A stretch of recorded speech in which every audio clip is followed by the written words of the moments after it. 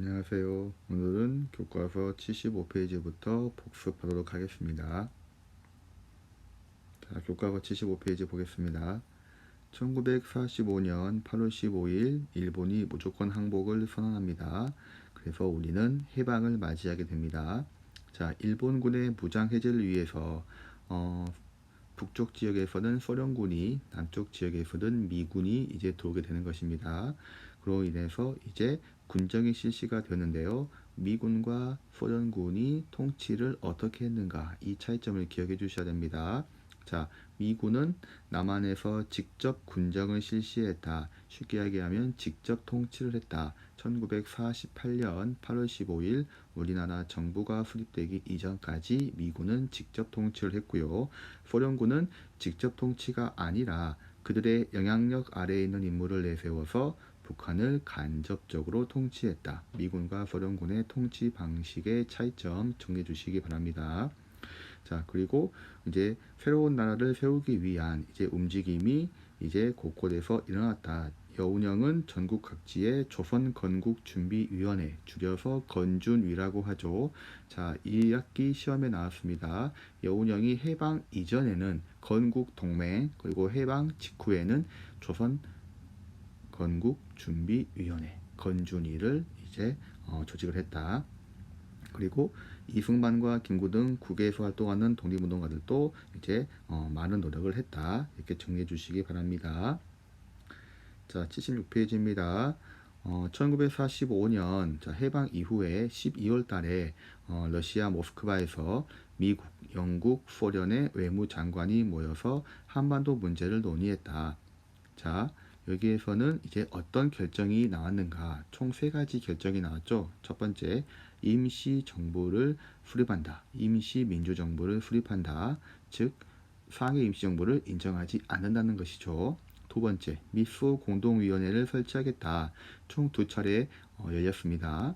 그 다음 마지막 제일 중요하죠. 미국, 영국, 소련, 그리고 하나 더, 중국에 의해서 신탁 통치를 하는데 최대 몇 년 동안? 5년 동안의 신탁 통치가 이제 결정이 된 1945년 12월 모스크바 3상회의 정리해 주시고요. 자, 이런 결정에 이제 국내로 이제 소식이 들리자 좌우할 것 없이 처음에는 당연히 반탁을 했겠죠. 그런데 이제 좌익 세력이 처음에는 반탁을 했는데 나중에 태도를 바꾸어서 이제 모스크바 3국 외상회의의 결정을 지지했습니다. 자, 이런 상황에서 자, 1차 미소 공동위원회가 열렸는데요. 임시정부 구성에 참가할 정당과 사회단체의 자격을 두고 미국과 소련의 의견이 일치하지 않았습니다. 서로 자기네들의 이익을 대면할 수 있는 단체를 포섭하려고 했기 때문에 동상이몽이었다. 그래서 회의는 결렬되었다. 자, 이후에 이제 좌익과 우익의 갈등이 더욱 심해지자 당연하죠. 신탁 통치 결정에 의해서 이제 찬탁이냐 반탁이냐에 대해서 이제 완전히 나뉘어지게 되는 것이죠. 그런 상황에서 이제 통일정부 수립을 위해서 좌우 합작운동, 왜? 분열되면 우리는 분단된다. 그렇기 때문에 하나로 힘을 합쳐야 된다. 이런 좌우 합작운동이 전개되었지만 결국 실패했습니다. 자, 47년에 2차 미소 공동회가 열렸지만 1차에서 이미 각자의 입장을 확인했죠. 그래서 별 소득 없이 결렬되었다. 그래서 미국 입장에서는 이제 한국 문제를 UN 국제연합에 상정하게 됩니다. 자, 방금 제가 76페이지 설명하면서 맨 첫 마디 뭐라 하겠죠? 러시아 모스크바. 자, 지금은 러시아의 모스크바지만 당시 1945년에서는 러시아가 아니라 소련이겠죠. 그래서 정정하겠습니다. 자, 77페이지 가겠습니다. 자, 미국이 한반도 문제를 이제 유엔에 가지고 옵니다. 자, 77페이지. 그래서 유엔에서는 뭐라고 말하냐? 한국 문제에 대해서 유엔 감시하에 유엔이 이제 통제하고 이제 지도하고 인구를 기준으로, 이게 제일 중요하죠. 인구를 기준하고 남북한 주민이 자유롭게 총선거를 통해, 총선거는 국회의원 선거를 말합니다. 통일 정부를 구성한다라고 합니다. 다시 유엔 감시하에 인구 수를 기준으로 남북한 주민이 자유롭게 총선거를 한다. 그래서 통일 정부를 구성해라. 이렇게 이야기를 합니다.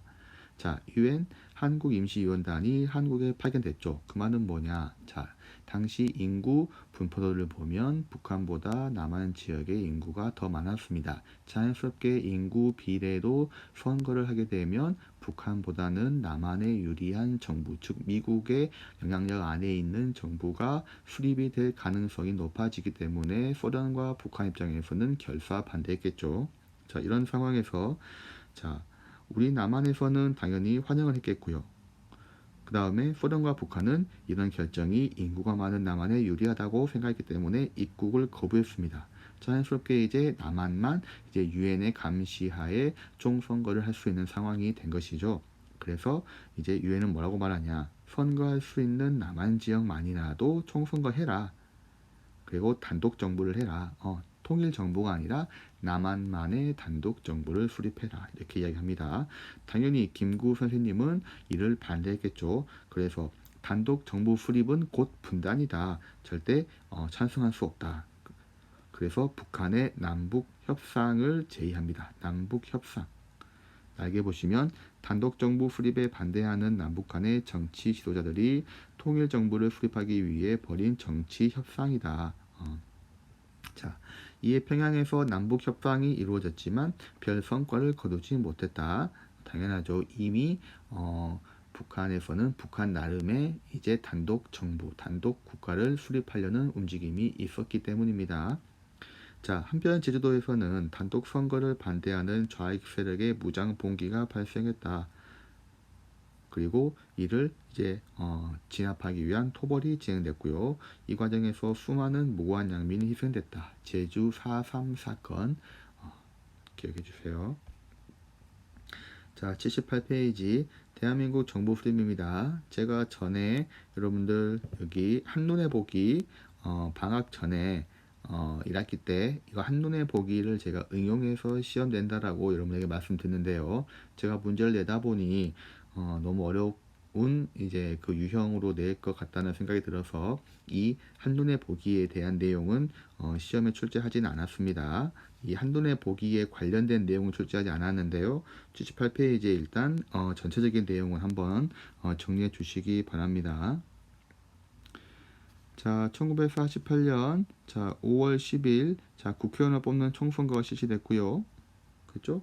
자, 이 사람들이 이제 재헌 국회 이제 만들었죠. 그리고 이제 재헌 국회에서 만든 헌법, 자 재헌절이죠. 그래서 만들어진 헌법에 의해서 1948년 8월 18일 대한민국 정부가 수립이 됩니다.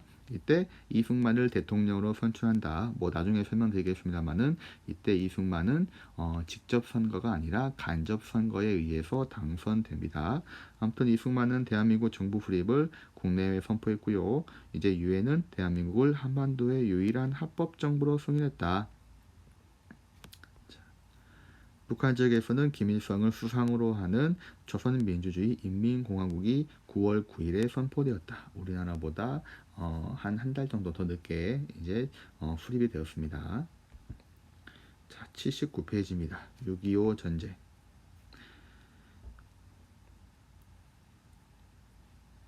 자, 전쟁 발발. 1950년 6월 25일 새벽에 북한군이 남한을 쳐들어왔다. 이렇게 정리해 주시면 됩니다.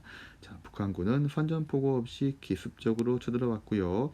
자, 북한은 3일 만에 서울을 점령했고요. 점령하고 나서 3일 동안 일단 서울에서 벗어나지 않았다. 여러 가지 이유가 있었다라고 제가 수업 시간에 설명드렸습니다. 일단 북한군은 6월 25일 남한을 쳐들어왔고 3일 만에 서울을 점령했다. 꼭 기억해 주세요. 자, 뒤이어서 16개국으로 16개 나라로 구성된 유엔군이 파견되어서 우리나라 국군을 도왔죠. 하지만 자, 북한군은 전쟁을 시작한 지 2달도 안 돼가지고 낙동강, 즉 낙동강 전선까지 밀고 내려옵니다. 그런데 시간이 지나서 이제 메가더 장군의 인천 상륙작전이 성공하면서 전투가 역전되고요. 국군과 유엔군은 이제 서울을 다시 찾고 38도선을 넘어 압록강까지 진격합니다. 즉 통일 얼마 남지 않았죠. 자, 그런데 중국군이 개입합니다. 인해전술이라고 합니다. 자, 국군과 유엔군은 이제 중국군과 북한군에 밀려서 다시 서울을 빼앗기고요. 이제 이게 밀고 밀리는 소모전으로 전개됩니다. 즉 전쟁이 3년 정도 이제 진행되는데요. 실질적으로 2년 정도는 소모전으로 이제 전개가 되었다. 이 과정에서 많이 죽고 다쳤죠. 자, 6.25 전쟁이 이제 3차 대전으로 확대되지 않을까 걱정 많이 했습니다. 또 2년 동안 이제 소모전을 하다 보니까 이제 전쟁을 이제 마무리해야 하지 않을까. 휴전의 필요성을 느끼고 휴전회담을 시작합니다. 즉 2년간이나 계속됐고요. 1953년 7월에 이제 정전, 종 아닙니다. 마칠 종 아니에요. 정지할 때의 정입니다. 정전협정이 체결됩니다. 그래서 이제 38도선 대신에 휴전선이 남북을 가는 군사 분계선이 되었습니다. 뭐 전쟁에 남긴 상처 한번 봐주시고요.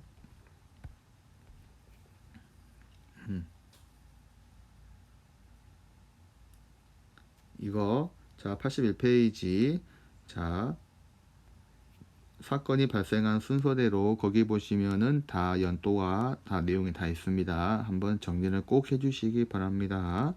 각각의 사건이 발생한 순서, 시간적 흐름 꼭 정리를 해주시기 바랍니다. 자, 83페이지입니다. 자, 1대 대통령 선거는 직접 선거였다, 간접 선거였다? 간접 선거였다. 그런데 2대 대통령 선거 때는 이제 이승만이 당선되기가 어렵겠다라고 생각을 해서 헌법을 바꾸게 됩니다. 그래서 직선제로 이제 헌법을 바꿉니다. 이 과정에서 폭력적인 방법이 동원됐고요. 발췌 개헌, 또 발췌 개헌은 뭐다? 자, 찬성하신 분 손 드세요. 어떤 선거 원칙이 위배됐다? 비밀선거의 원칙이 위배됐다. 자, 어쨌든 헌법 개정안이 통과되고요. 전쟁 중에 치는 선거에서 이승만은 당선됐습니다. 그 다음에 자 이제 2년 뒤에 이승만은 어떻게? 2번 해먹었으면 이제 그만둬야 되거든요. 그런데 이제 더 해먹기 위해서 또 헌법을 바꿉니다. 뭐라고? 초대 대통령에 한해서 횟수 제한 없이 대통령 할 수 있다.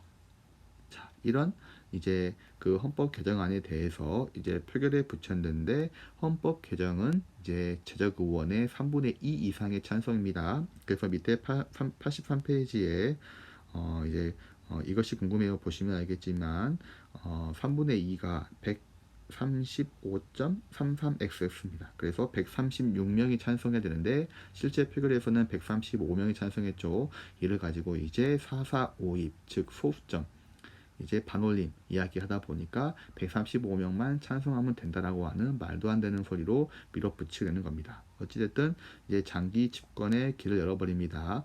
어쨌든 이승만 정부가 국민을 위해서 열심히 일했으면 상관없는데 이 사람들이 헌법도 이렇게 바꿔버리죠. 부정부패 엄청 심하게 해버립니다. 당연히 국민의 지지를 얻지 못하게 되는 것이죠. 자, 4.19 혁명. 자, 말 그대로 이승만 정부가 1960년 3월 15일에 치러진 정부통령 대통령과 부통령 선거에서 대대적 부정선거를 저지릅니다. 그래서 시민들은 선거 무효를 주장하면서 시위 전개했고요. 이 과정에서 당연히 정부는 경찰 동원해서 시위를 진압했겠죠. 여기에서 이제 도화선이 된 사건 마산의 학생 김주열의 시신이 떠올랐는데 정말 참혹했다. 이 시신을 본 마산 시민들과 학생들은 분노했죠. 이게 도화선이 돼서 이제 전국으로 이제 확대가 되었고요. 뭐 그전에도 이미 전국적으로 확대가 되었는데 이제 불에 기름을 부어버린 것이죠. 자, 이런 상황 속에서 대학 교수들도 이제 제자들이 들고 일어섰는데 스승들이 이제 모범을 보여야겠다. 그래서 대학 교수들도 이제 성명서를 발표하고요. 이승만의 하야를 물러 요구하게 됩니다. 즉 이승만은 대통령직에서 물러나고요. 자유당 정권도 무너집니다. 자, 이승만 정부가 무너지고 나서 이제 12년 동안 대통령제를 이제 경험했던 국민들 입장에서는 이제 너무 지치고 질렸겠죠. 그래서 새로운 정부 형태, 즉 의원 내각제를 추진하게 됩니다. 그래서 자, 의원 내각제, 즉 내각 책임제를 주요 내용으로 하는 헌법 개정이 이루어졌고요. 이에 총선거에서 당시 야당이었던 민주당이 압승을 합니다. 그래서 국무총리의 장면이 선출되는데요. 자, 의원 내각제 하니까 당시에는 대통령 없지 않나요? 아닙니다. 우리나라에서는 대통령이 있었습니다. 윤보선 대통령이 있었고요. 자, 대통령의 윤보선, 국무총리의 장면이 선출되었습니다. 그렇지만은 정부 형태가 의원 내각제였기 때문에 권력은 누구에게 갔다? 장면 내각에게 갔다. 자, 4.19 혁명이 이제 성공했습니다. 12년 동안 억눌려 왔던 국민들의 요구와 지지가 이제 장면 내각이 이를 잘 풀어줘야 되는데 현실적으로 그런 역량이 부족했다. 그러다 보니까 사회는 더 혼란스러웠다. 그래서 5월 16일 이듬해인 5월 16일 1961년 5월 16일에 박정희의 군사 쿠데타가 일어나게 되는 것입니다. 자, 박정희 정부의 수립. 자, 1961년 5월 16일 새벽에 박정희를 중심으로 한 일부 군인들이 군사 장벽을 일으켰습니다. 자, 이제 이 사람들은 의원 내각제에서 대통령 이제 중심제로 또 헌법을 바꿉니다. 이제 대통령 선거에서 박정희가 군복을 벗고 민간인 신분으로 이제 대통령 선거에 참여해서 당선됩니다. 자, 박정희 정부는 반공과 조국 근대화라고 하는 명분을 내세워서 이제 등장을 했고요. 여기에서 이제 한일 협정, 즉 일본과의 이제 수교를 맺기 위해서 이제 지난 일본의 과오에 대해서 이제 보상을 받는데 헐값으로 보상을 받는 것입니다. 그 다음에 또 뭐죠? 자, 일본의 사과와 정당한 보상을 받아내지 못했죠. 그다음에 베트남에서 전쟁이 일어났죠. 미국이 우리나라 군인의 이제 참전을 요구했고요. 이제 우리나라 해병대가 베트남에 파병됩니다. 했지만 고엽제 등의 문제가 일어났고요. 또 삼선 개헌을 하고 어떤 거 유신 헌법이 나옵니다. 아주 무서운 헌법이죠. 자, 10월 유신. 자, 1970년대 들어가지고 냉전이 완화되고 경제가 불안해지면서 자, 박정희 정권이 처음 들어오면서 주장했던 이제 모토가 약해지기 시작하는 겁니다. 그래서 이제 또한 장기 집권에 따른 국민의 불만이 높아지니까 박정희 정부는 유신헌법을 선포합니다. 날개에 보시면 중임 제한을 없애가지고 영구 집권이 가능하다. 그 다음에 통일 주체 국민회의라고 하는 이제 일명 체육관 선거에서 직접 선거가 아니라 간접 선거를 통해서 이제 박정희가 대통령에 당선될 수 있고요. 또 중요한 것은 뭐다? 대통령이 국회의원의 3분의 1을 추천한다. 즉 행정부가 입법부를 간섭한다. 삼권 분립에 위배가 되는 것이다. 당연히 국민들은 이런 유신 체제에 저항했고요. 박정희 정권은 긴급 조치를 이제 발표하면서 탄압합니다. 79년 10월에 부산과 마산에서 이제 부마 항쟁, 일명 부마 민주화 운동이 이제 일어나고요. 박정희는 군인을 동원해가지고 시위 진압합니다. 이 와중에서 이제 권력 다툼, 즉 차지철과 김재규의 권력 다툼 등등이 있었고요. 결국 79년 10월 26일 궁정동 안전가옥에서 박정희는 자기 부하였던 김재규에 의해서 피살당합니다. 자, 87년, 자, 10월 26일 날 박정희가 죽었습니다. 자, 이제 일명 서울의 봄이 이제 됐다 이렇게 이야기를 했는데요. 얼마 지나지 않아서 12월 12일 날 신군부 세력 전두환과 신군부 세력이 또 쿠데타 일으켜버립니다. 이를 12.12 사태라고 합니다. 당연히 이제 우리 국민 입장에서는 또 시위하고 반대했겠죠. 이번에는 광주 지역에서 격렬하게 저항을 했습니다. 이에 전두환 이제 세력은 이제 공수 부대를 광주에 파견해서 광주 시민들을 무참히 이제 탄압하고 이제 제압을 하게 됩니다. 이후에 이제 전두환 세력은 어떻게 이야기하냐? 헌법을 개정합니다. 뭐라고? 대통령 한 번만 하겠다. 대신에 7년만 하겠다. 그리고 대통령 선출을 직접 선거하지 않고 간접 선거하겠다. 이렇게 얘기합니다. 즉 전두환 정권은 정당성이, 대표성이 많이 부족하죠. 자, 이에 따라 선거인단에 의해서 전두환이 대통령에 당선됩니다. 자, 국민들의 이제는 저항과 이런 이제 반대가 이제 거세니까 국민들의 마음을 이제 얻기 위해서 여러 가지 유화 정책을 이제 취하게 됩니다. 뭐 예를 들어서 통행 금지 해제, 학생 두발 복장 자유화, 프로야구 창설 등등의 이런 정책을 펼쳤고요. 하지만 자기네들의 정권에 이제 반대하는 세력들에 대해서는 철저하게 응징하고 억압을 합니다. 자, 87년 드디어 이제 7년이 이제 다 와갑니다. 국민들은 이제 간선제 하지 마라, 우리 직선제하게 해주세요 요구합니다. 당연히 전두환 정권에서는 계속적으로 자기네들의 권력을 이어가려고 했겠죠. 누구에게? 노태우에게 주려고 했습니다. 그런데 87년 서울대학교 학생이었던 박종철 군이 턱하니 억하고 죽더라. 박종철 군 고문치사 사건, 이걸 은폐하려다가 이제 양심 선언에 의해서 이제 세상에 나오게 되죠. 전 국민이 저항을 합니다. 결국 언제? 87년 6월 29일 날 당시 여당 대표였던 노태우가 이제 직선제 개헌을 이제 수용하는 이제 담화문을 발표합니다. 이게 6.29 선언이고요. 그 전에 6월 10일 날 있었던 60 항쟁이 또 하나의 사건입니다. 역사적 사건입니다.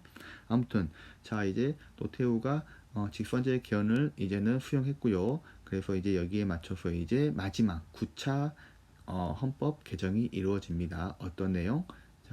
대통령 직선제로 한다. 그리고 어떻게?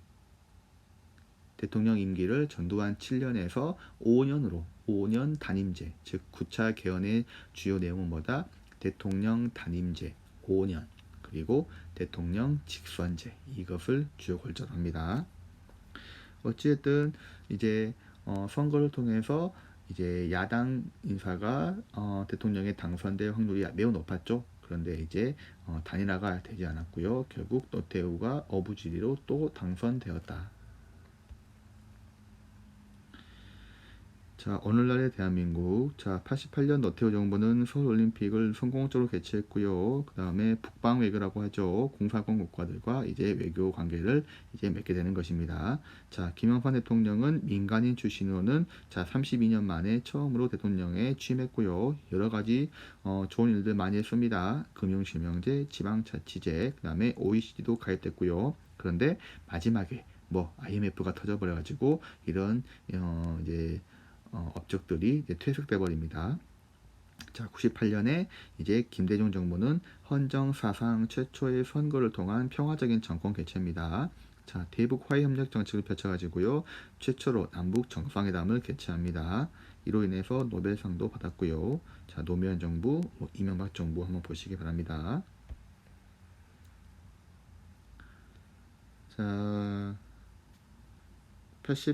91페이지 다시 보겠습니다. 경제 발전을 위해 노력하다. 광복 이후에 북한 남한은 극심한 식량난과 높은 실업률에 시달렸다. 당연하죠. 6.25 전쟁 일어났습니다. 전 국토가 황폐됐죠. 우리나라는 미국의 경제 원조를 받았습니다. 경제개발 계획의 추진.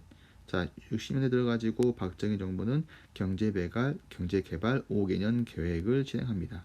즉 외국에서 들여온 자본과 국내의 값싼 노동력을 이용해 가지고 어떤 위주의 경공업 위주의 공장을 세우고 수출 주도 산업을 육성합니다.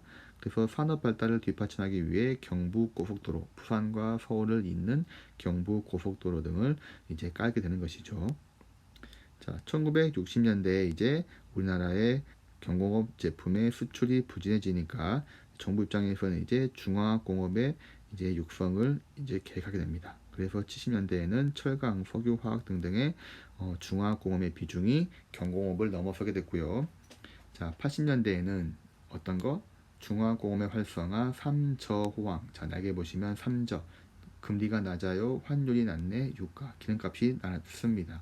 그래서 삼저에 힘입어 국제 수지가 흑자로 돌아서게 되는, 즉 80년대 고도 성장을 합니다. 하지만 다시 말하면 명암이 있게 마련입니다. 경제개발 추진으로 산업화와 도시화가 빠르게 진행되는데요. 사람들은 도시로 이촌향도가 이제 진행됩니다. 아무래도 급작스럽게 사람들이 모이다 보니까 도시 기능이 제대로 발휘되지 못했고요. 전국 각지에서 사람들이 모이다 보니까 화합이 이루어질 수가 없는 상황입니다. 정부에서는 대규모 아파트 단지 조성, 지하철 등등을 건설했지만 역부족이었고요. 한편 수출을 늘리기 위해 임금 상승을 억제하면서 물건값에 인건비가 포함되는데 그 인건비를 줄이면 물건값이 떨어지겠죠. 낮아지니까 상품 경쟁력이 있는 겁니다. 해서 노동자들은 낮은 임금과 장시간 노동에 시달려 있고요. 자, 여기에서 이제 전태일은 평화시장에서 분신 자살을 하게 됩니다. 오늘날의 과제 한번 읽어보시기 바랍니다. 대중문화의 발달 다 아는 내용들입니다. 굳이 따로 설명드리진 않을게요. 한번 교과서 정리해 주시기 바랍니다. 이것도 한번 보시고요. 자, 오늘은 여기까지 하고요. 다음 시간에는 97페이지부터 다시 정리해 드리겠습니다. 자, 수고 많았습니다.